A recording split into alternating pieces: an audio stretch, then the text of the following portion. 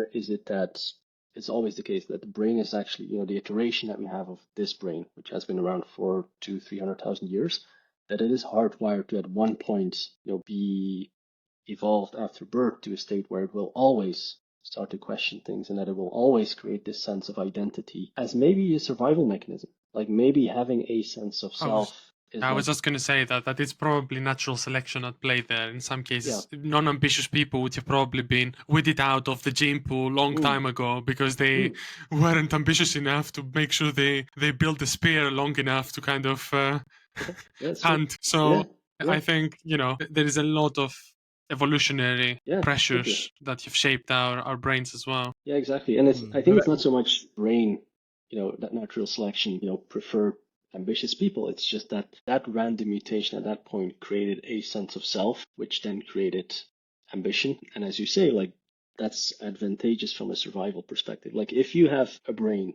that is fueling the idea that there's an I and that I needs to be added to and needs to be improved, that's good for survival because you're always going to fight for your tribe and your flag because that brings you a sense of security. And then that brain survived. And the other ones that weren't, for example, Neanderthals that weren't as social as Homo sapiens, social being a different term for less cunning, less political, those types of things, which are the things today that make society thrive, but also cause a lot of havoc and all those things.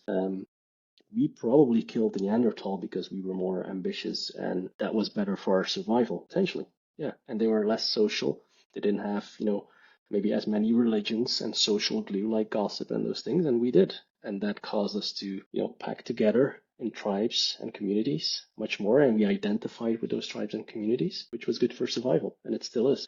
That same mechanism probably is still at play, even though we don't need it for survival in let's say, the West, because we're now secure and comfortable, more or less, but the underlying primal instincts are likely still there and might be, is the hypothesis, rooted in fear, like from beginning to end, question mark.